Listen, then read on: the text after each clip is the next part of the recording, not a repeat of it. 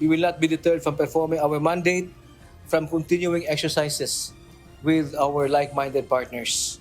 In fact, I would like to say that this will not be the end of the Balikatan series or other exercises, whether bilateral or multilateral. Iginiit ng Armed Forces of the Philippines na ang Pilipinas ay isang malayang bansa na may karapatang makipag-ugnayan sa mga kaalyadong bansa tulad ng United States at Japan para sa sariling interes at seguridad.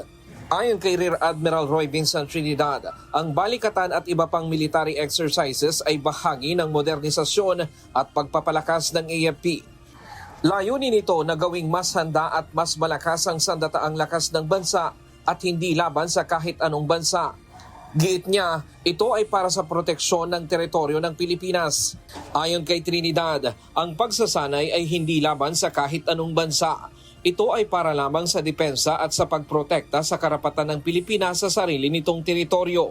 We have to understand that the actions of the government of the Republic of the Philippines are one of a sovereign state. Meaning to say, we are allowed to engage any like-minded country, like-minded state in furtherance of our national interest. Tugon ito ng opisyal sa pahayag ni Chinese Foreign Ministry spokesperson Go Jiakun na ang Asia-Pacific ay nangangailangan ng kapayapaan at katatagan at hindi ng pagkakahati-hati o komprontasyon dahil sa pagpasok ng mga panlabas na puwersa. Nagbabala pa ito na ang mga bansang umaasa sa ibang bansa para sa kanilang seguridad ay dapat mag-ingat dahil maaari itong mag-backfire o magdulot ng masamang epekto. Binigyang diin naman ni Rear Admiral Trinidad na walang intensyon ng Pilipinas na mag-angkin ng hindi nito pag-aari at hindi ito nagdudulot ng gulo sa rehiyon. Muling kinwestiyon ni Trinidad ang patuloy na mga agresibong aksyon, military build-up at illegal na presensya ng China sa West Philippine Sea na pinag-uugatan ng tensyon sa rehiyon. We are not disrupting the peace in the region. On the other hand, the constant war rhetoric of the Chinese Communist Party, their rapid military build-up, and their illegal presence, coercive, aggressive actions, and deceptive messaging have been the reasons for instability in the region.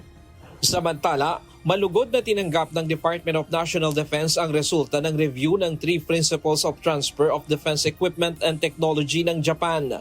Ayon sa DND, magbibigay daan ito para makakuha ang Pilipinas ng mas dekalidad at maaasahang kagamitang pangdepensa. Makakatulong ito para mas mapalakas ang kakayahan ng bansa sa pagprotekta sa sarili.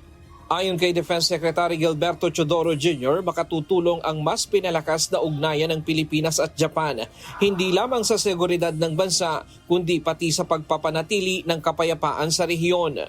Dagdag pa niya, patuloy ang pagtutulungan ng dalawang bansa para maprotektahan ang kanilang mga karapatan. Nagpasalamat din ang DND sa tulong ng Japan lalo na sa panahon ng kalamidad at sa ibinibigay nitong security assistance. Inaasahan din ang pagbisita ni Shinjiro Koizumi upang mapag-usapan ang mas matibay na kooperasyon sa depensa sa hinaharap. Ryan Lacanlale, UNTV News and Rescue. Diyos ang aming sandigan, serbisyo publiko ang aming pinahahalagahan.